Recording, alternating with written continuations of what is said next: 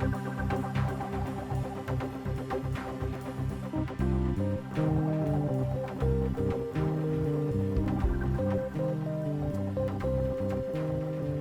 there, everybody, and welcome back to the Growing Band Director podcast. My name is Kyle Smith, and joining me is my friend and colleague, Jeff Smith.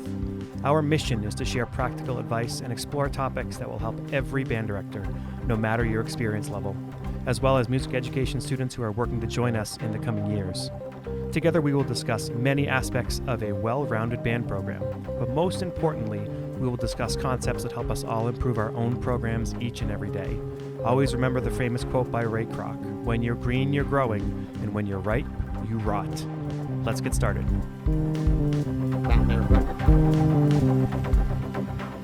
Recording. I just thought we would start. Yeah, so but it makes the horn out of tune and it makes it impossible to play the low notes. But for stuff like this, it's like, okay, no judgments out there, like whatever. I'm not gonna and then playing that softly and with that, all right, I'll call it wimpy of a sound, like Phil Woods used to yell and say, if you want delicacy, play the flute. He would say, if you weren't like letting it loose and really giving it your all there on the horn, that's what he would say. If you want delicacy, play the flute. So it's like, okay. So gentlemen, we are on episode number 50 of the Growing Band Director podcast. Ooh. What do you call that? Is that what's the half centennial? Yeah. What's that called? I don't know. Golden, something, the golden edition of the podcast. Yeah. Right? 50. Isn't like 50th anniversary like golden? Is it right? Is that what it is? Could be. 5 is silver. Let's use that. We used the golden anniversary. There you go. I'm improvising. What can I tell you? That's right. So what a segue. This is all about beginning improvisation because when Jeff and I met, Jeff, we've known each other for 5 years now. And right? 5 years? Sounds right. 5 or 6. And you started telling me, yeah, there's this guy in Connecticut, John Mastroianni, and he can teach anybody to improvise, right? We've actually had a lot of improvisation, I guess I would say, jazz podcasts recently, and there's more coming up here. We're kind of in the season, getting ready for jazz season, if you will, even though in my books, every season should be jazz season. There you go. So today is going to be all about beginning improvisers, getting students to improvise, especially for people who are not improvisers themselves, right?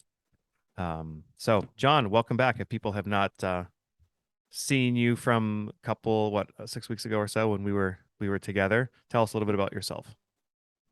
Well, thanks guys for having me back. It was great fun the first time, and I hope it's equally rewarding and it's fun this time. So I'm currently an assistant professor in residence of jazz studies at the University of Connecticut, and I'm the associate department head for undergraduate studies. So among other things, I teach jazz saxophone at UCONN. I direct the big band, the top big band at UCONN. I teach jazz history and some other stuff too in the music education program. I was a 36-year high school band director. So my entire public school life was teaching high school. So, Jeff Smith right here was my mentor, and I student taught with Jeff. And I will not tell you the year, but in any event, that's kind of what got me going and got me started. And here I am, so I'm a beginning teacher for the 41st time now. So it's really enjoying every moment. And I'm also a freelance jazz saxophonist as well as a woodwind doubler. And so I've got the best of all worlds. I get to hang out every day with all these amazing young ladies and gentlemen who are my students. And then, I get to go out and play gigs and shows and whatever else at night, on the weekends, whenever they come along. So it's I feel very blessed in every regard. That's for sure. So when we're talking about beginning improvisation, what are types of tunes and types of forms that we should be starting kids on? Okay. So I'm going to back up for a minute before I even get into tunes or forms or anything like that.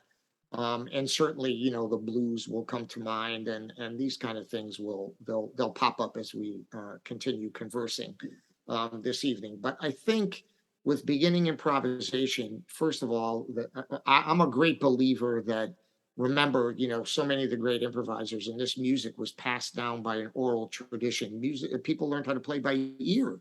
So if you think of like Charlie Parker going to play and sitting up in the rafters and watching Lester Young play the saxophone, and he'd have his alto and he'd be fingering and try to copy what Lester was doing and that type of stuff. And when you think about that, I mean, and most of the greatest players, you can trace a tremendous development of their ear and lots of transcribing and those kind of things. So one of the things I like to do with really young people, and although I've been a high school band director all my life and now college, of course, I have been asked on numerous occasions, hey, can you come in and help us and help us do some improvising and that type of stuff. So what I always did first is you take the known quantity. So for instance, if you go to an elementary school kid, and literally you can start improvising with a kid as long as they can play even something as simple as a B flat scale.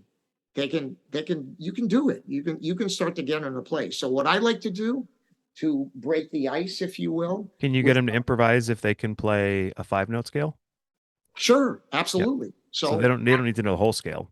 No, they don't even need to know the whole. I mean, I could get them to improvise if they know one note. Yep. And and I'm gonna do some of that, this evening. But if I ask a kid to play a scale, right? So and again, tell me if this is too loud. I've got the proverbial sock in my horn for all Put a sock in it. Yep. For all the listeners out there, I didn't even blow a note, and these guys told me to put a sock in it. So, but if I ask a kid to play a B flat concert scale, right, which is probably one of the first keys they're going to learn in school, I would imagine. So they're just going to go some version of. They're just going to be really straight up. Is that a good volume? Not too loud? That's okay. Sure. All right. But see, then I say, now I'm going to play a B flat major scale. I might do something like.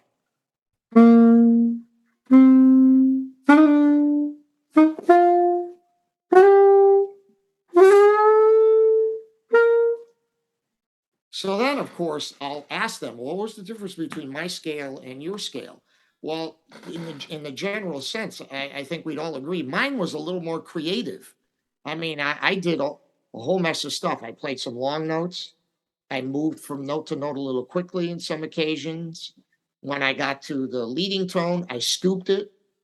And because jazz is a music that's highly stylized, so already in that very little simple exercise, I already showed them, like, wow, you can be pretty creative with just a scale. So now if I ask a student, okay, a 5-note scale, right, probably often referred to as a pentatonic scale, but even if it was the first 5 notes of the major scale, it wasn't a pentatonic scale, that's okay too.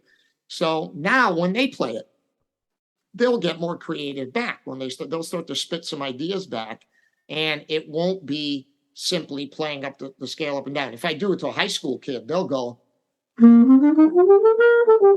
right? So they'll learn it like maybe the all-state way or the regional way like that. But and a little kid is not going to do that, like a very beginner. So with very beginners, you notice I haven't said a thing about chords. I haven't said a thing about form or anything like that. And just say, let's be creative. Let's try to break the creative juices and or I should say, break the mold kind of, and get the creative juices flowing. Then I might play really simple things. So no tunes, nothing. So I'm going to say, all right, so we know the first 5 notes of that scale. So I'm going to play and you repeat. So I might go, let the student repeat. Okay. Let the student repeat. Right, etc. So I might play these really, really simple patterns, and depending on the level, if they were really ranked beginners, I would say I'm always going to start on a concert B flat. And then, of course, I would stray farther away as I got along just to see if their ear would follow what I do. And I always, again, I said before, jazz is a highly stylized music. So in addition to playing those simple patterns, I'll do things like I'll play a note and I'll go, or something like that. And invariably, someone will raise their hand and say, well, why do you do that? Well, if you listen to jazz players play, right? They add their own personality to the music. It's not necessarily as pure sometimes as you would think in terms of tone quality and those type of things. Even though we want to keep a good warm sound, we do things to the note. We fall off of them, we scoop into them, we do things. So I try to add all of those things almost from the word go. So they're experiencing the fact that this music is pretty stylized. And I find that it's a good icebreaker. It's within their comfort zone. It's, you're only playing those 5 notes, whatever they're used to doing. Again, we're not talking about form. I'm not telling them anything about scales or anything like that. We're just playing. We're just having a good time. We're just doing call and response and playing by ear and that type of thing. And I think that's a really good icebreaker for the youngins. And you started tapping into it a little bit. The main reason we want students to improvise is so they can, what is it? They can express their soul, their emotions, their feelings. Now we can express those things through written music too, but the Sure. minute they're starting to improvise, they're now developing as people. They Right. have a voice Right. and they get to, give of themselves, speak from their soul, all those things. Right. And how often our kids, I mean, if I think away from music, if you ask kids to have an opinion on something, so many kids can't even have an opinion. They're just like, there. What do you think? Well, I don't know. Well, Exactly. this is forcing them to think and have an opinion. So this improvisation thing is really, really big as we're trying to create just better thinkers and people who are more Sure. healthy emotionally. Absolutely. I totally agree. And I think this is really important. I'm sorry, Jeff, you look like you're ready to ask a question, but I want to Go make ahead. this quick point. It's very important to set up a non-threatening environment in your classroom when you're doing this. Okay. And now I'll speak to band directors K-12. When I was at Hall High School and we had all these great players and all these great improvisers, but we had improv class once a week because we met 5 days a week. I know people don't have that luxury in their jazz ensembles in school. But do you know that kids who were not really, really good improvisers and were not that experienced by the time even they got to high school, they didn't want to know anything about trying to improvise. So because there's like, I'm never going to play like Jeff. Why even try? I'm not going to get to his level, so I'm not even going to try. So you have to set up it's super critically important that you set up a non-threatening environment in your classroom where everyone feels like they can express themselves and they feel safe. It doesn't matter what I play. And I always had it where we all commented on each other's solos. And you'd set up the ground rules. Constructive criticism is great. Okay. Can't be all negative. There has to be some of both in there. And if you say something negative, you say it in a nice, constructive way so that we can all learn from it and move forward from there. So I think that's really important. I'm sorry, Jeff. No, that's all right, John, because that's what I was going to point out. When John used to teach in Stanford in the summers, summer camp for jazz improvisation. And I'd send as many of my kids to that camp because high school kids get blocks and animosities of fears about going and playing and improvising. And I could get them to a point, but I needed somebody who was a great improviser to take them to the next level. And that's what John did. And the kids would come back and say, can't we just do call and response like John does? And I said, sure we can. And then we pick a scale and we do it. And I think that it's important for our listeners to understand that what John's saying not only works for the little tots, but it works for the adults and the high school kids and the college kids who have never improvised, because they're all going to say, like you just said a minute ago, I can't do that. Yeah. Right. There's no doubt about it. And speaking to maybe the older students for a while, or if there's some high school band directors listening, there's some college band directors. So let's take something hipper. All right, let's take something more advanced. So maybe you have some advanced students. So you ask them to play, okay, well, how about if you play a Lydian dominant scale? Don't worry if you don't know what that is. It doesn't even matter because I'm going to do the same thing. I'm going to go.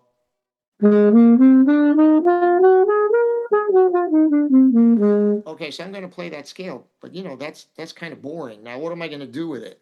All right, I can do the obvious. Right, so I can start playing in thirds, but how about getting really, really creative with it and try to come up with some maybe melodic things or some ideas that are going to sound just not like a scale.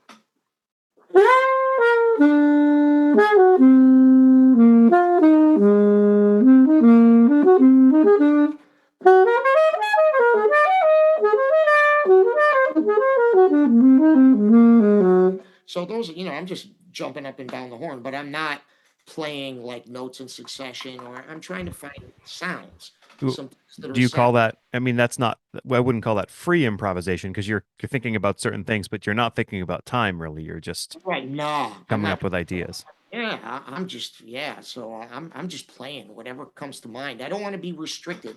I'm not thinking of any restrictions whatsoever. In fact, what I do, I love to practice like this. Okay, and it's very important to have some piano skills. Okay, and I wish I was sitting next to. I'm sitting next to my MIDI piano, but not one that I can turn on. But it's really important to have some piano skills. All you need is a root, a third, and a seventh to make the sonority of a chord. All right. And I won't get into that, why that's really important. Right. But if you do that, so if the chord I was saying was, or scale I was playing was a Lydian dominant, so it's a dominant seventh chord. So concert key, all I would need would be the A flat, the C, and the G flat. If I had those three notes, it would tell me the chord quality and it would give it to me.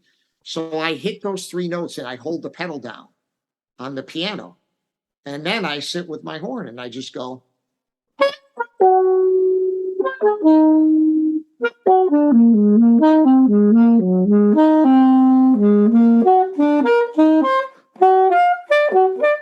and there I go. I'm just playing, and some things are gonna come to mind, and they're gonna come to your ear, and then all of a sudden it's like, ooh, I could probably use that when I'm playing. So I really love that device, and that works for anybody too. I could go to a young student who only knows 5 notes and play even a B flat major triad the piano and say, go ahead, play whatever comes to your mind. No time, no tempo, no restrictions, as I said earlier.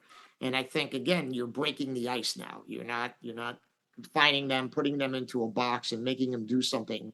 They almost have to be successful right from the word go. And then if you can do that, you got them hooked. Yeah, and the value of group improvisation is huge because the kids are not feeling isolated.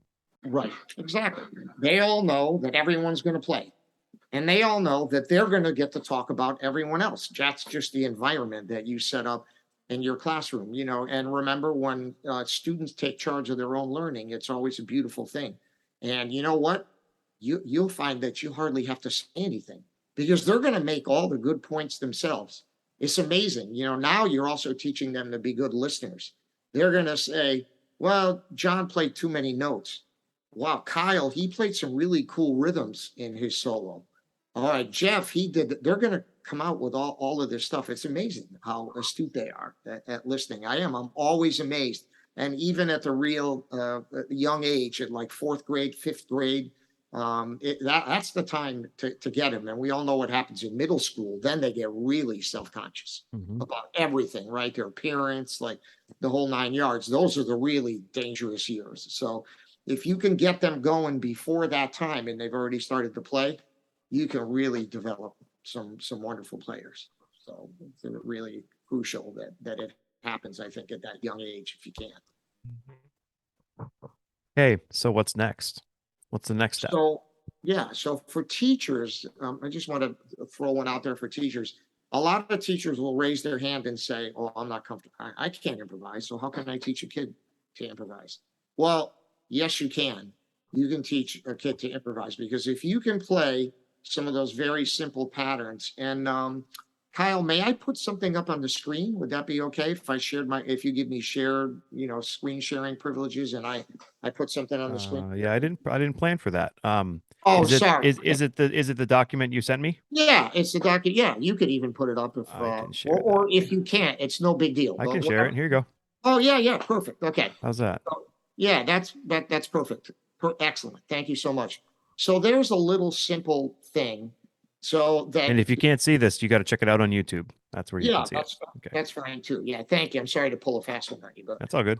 So this is something that's very, very simple. And I've been asked on a number of occasions, and I did this sheet because the school district asked me to come in and they said, can you be our guest and all that kind of stuff. And we need you to do an improvisation workshop, but it has to cover rank beginners to some people who actually can play a couple simple 2/5 lines.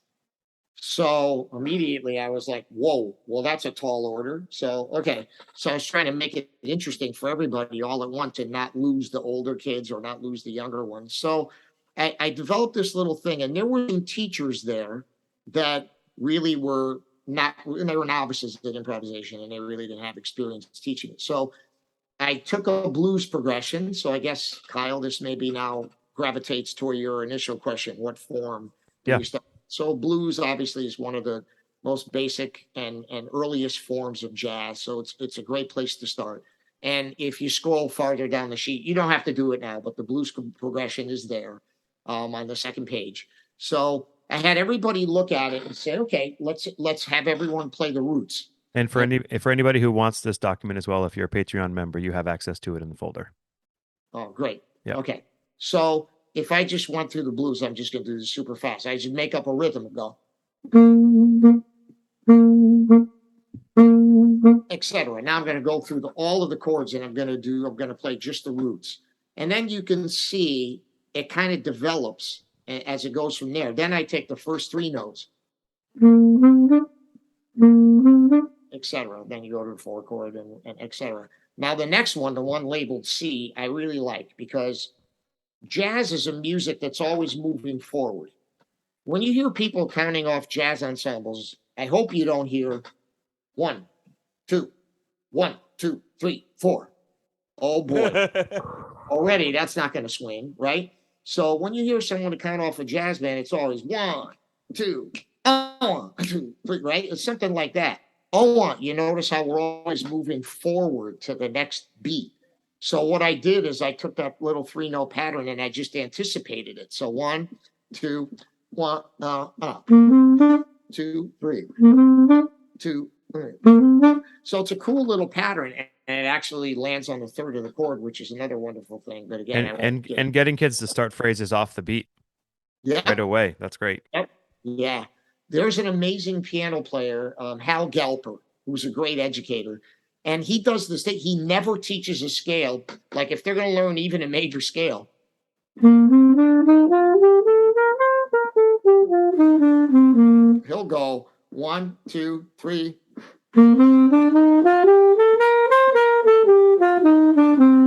You see? So I actually started the scale at the and of 4 just to get that other motion. And of course, you can start on a different note if you want, but in any event. So these are simple little things. And I loved it because there were some like classical flute players there. There was actually one person who was a violinist. They had no trouble whatsoever like doing this, because all you're doing is looking, it says B flat. Okay, I'm playing a B flat, and you're relating everything, scales and chords and that type of thing. And it worked really, really, really well. And there were all these patterns, and everybody was able to play them really easily. And then it just gets more and more complicated as it goes along, and as if you flip to the second page. But well, let's just for people who are seeing it and are not seeing it. After that, you go to the chord tones, the skipping 1, 3, and 5, right. Okay, and then you add 1, 3, 5, 7. Yeah, exactly. So, and then you start adding different permutations of each, like depending on how advanced you are. So if I play, okay, so then maybe the next time you go, right? Maybe the next time you go, and maybe you go.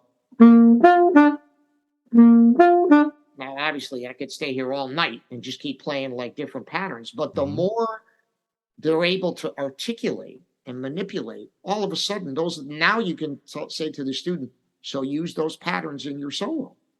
Like try to use some of those patterns. Now you have some vocabulary, right? It's just like if I say mama, like you're talking to a little kid, right? Trying to teach him how to talk, mama, dada, all that kind of good stuff. Well, jazz is a language too, right? So jazz, we just learn a different vocabulary,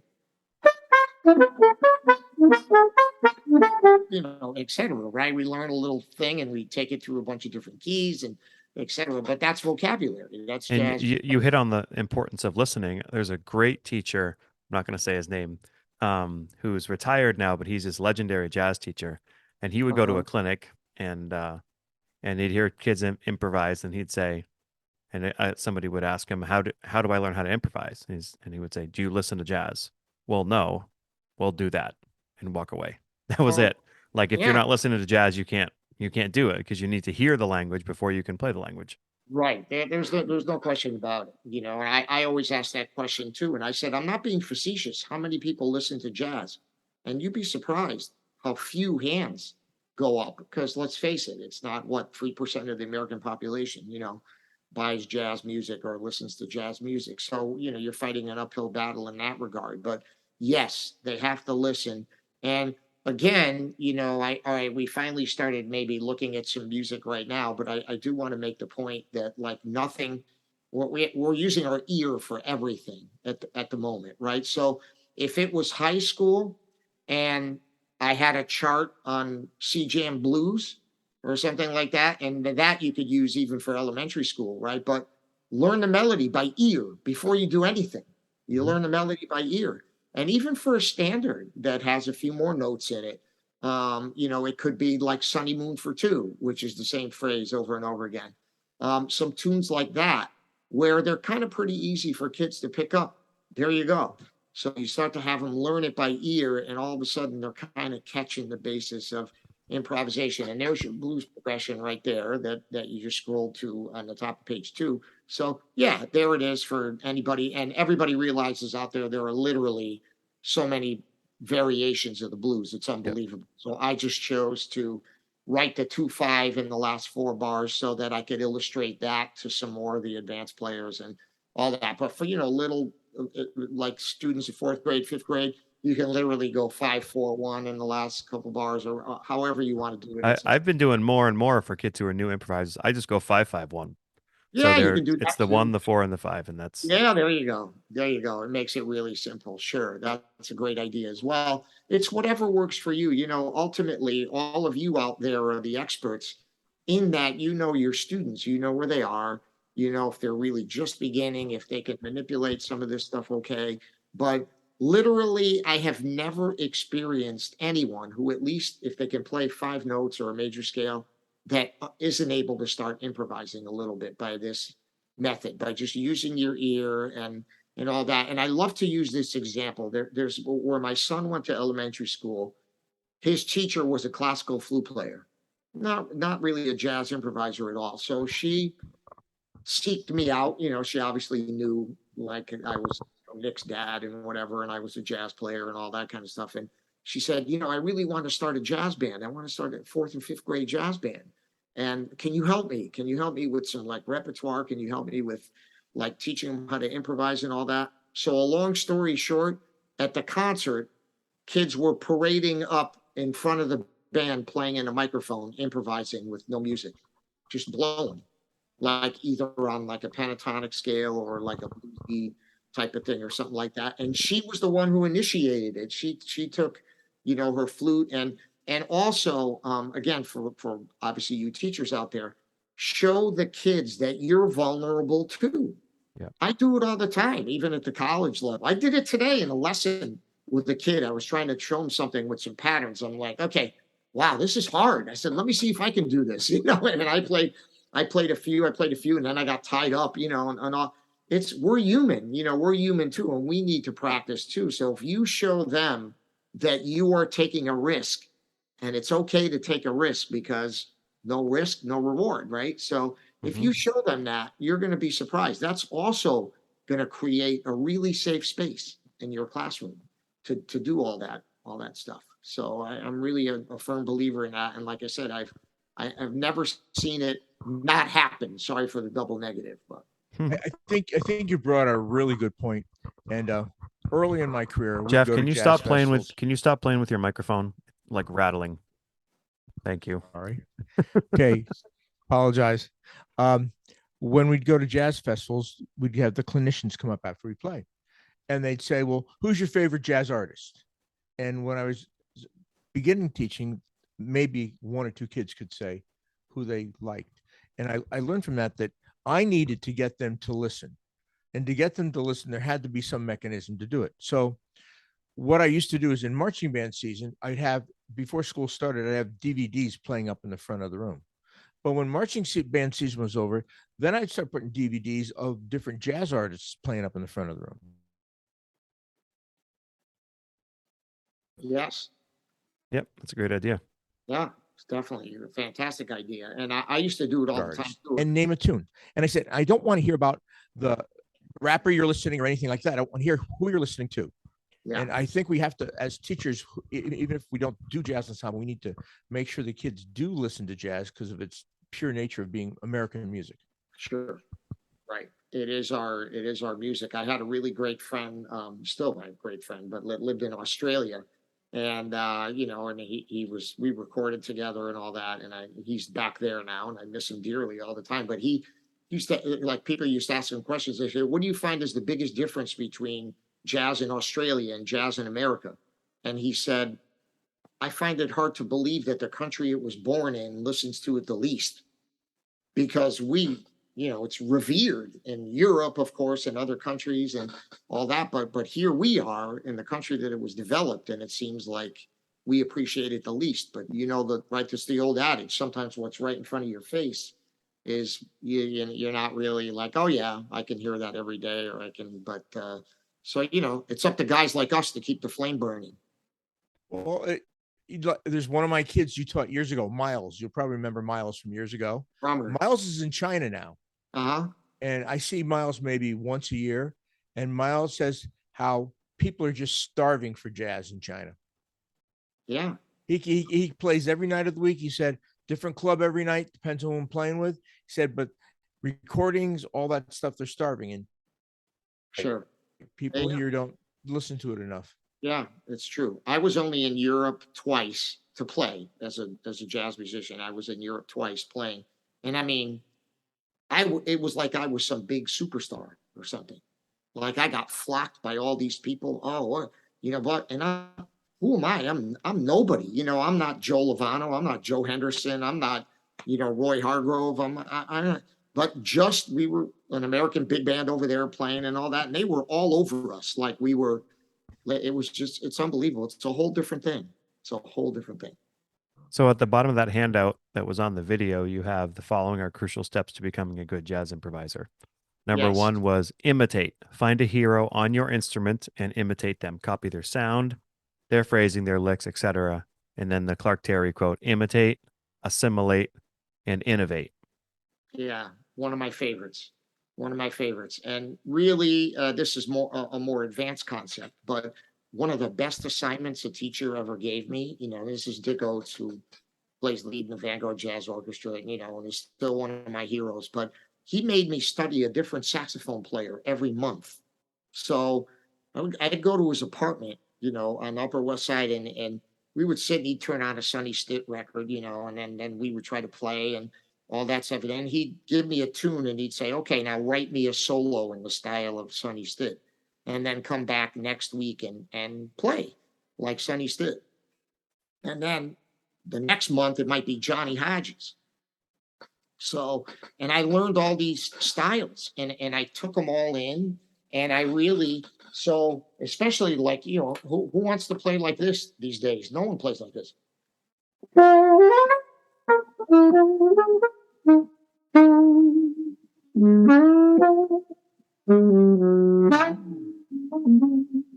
Who plays with that wide, fast vibrato like Jack? No one. But he made me learn that style, and it's been incredibly valuable to me throughout my musical career, because depending on the kind of work that you do, and I'm lucky enough to do a lot of different kinds of work, and I'm called upon to play a lot of different kinds of style. If I'm playing the show Chicago and it says a la Hodges, I'm all doing. Yeah, I mean, I can't sound like Johnny Hodges, but I could fake it, where I would make the conductor really happy. So that was the great Rocket by River, right? Yes. Oh man, goodness, a lot of people know that tune. Well, and of course, we did that a couple years ago. Yeah, Duke Ellington's favorite key, like D flat. Yeah. So I had a memory of that. We did that at a festival. My lead player was like deathly ill, so I had to like do it without a lead player. I was like, come on. But my alto player was really good that year. One thing I did today in an improv class that I'll leave you with as well, that I didn't plan on being a long experience, but was really good for them, we're working on the tune Blues Walk, but Yeah. not the Lou Donaldson tune, the Clifford Brown tune. And they learned it really well. So then I had the whole class go to the board, and as a group activity, could the 6 of them write it down? Yeah. And the amount of discussions they had and how long it took them to get it, but they got it as a group. Yeah. You know, some of that was like kind of a basic transcribing exercise. Sure. I don't do that very much, but because sometimes it just takes a really long time to do that. But Sure. that was great. That was today. Yeah, no, that's all. Well, good for you. That's awesome. And you spoke about forms and all that earlier, so I do want to address this at least for a fleeting moment because Yeah, we're gonna do that. Let's put it on quick pause. Oh, sure. And we're gonna get back to that in part 2. Okay, back to part 2 here in a second. We sincerely appreciate you taking your valuable time and listening to the Growing Band Director podcast. Your students are very lucky to have a band director like you. If you have any suggestions for episode topics or think you have an area of expertise to share on a show with us, please reach out. If you enjoyed this episode, don't forget to subscribe. And if you want to help spread the word, please give us a 5-star review and tell your band director friends to subscribe as well. We're available on Apple Podcasts, Spotify, our YouTube channel, and wherever you listen to podcasts. Thanks for listening to The Growing Band Director. See you next week.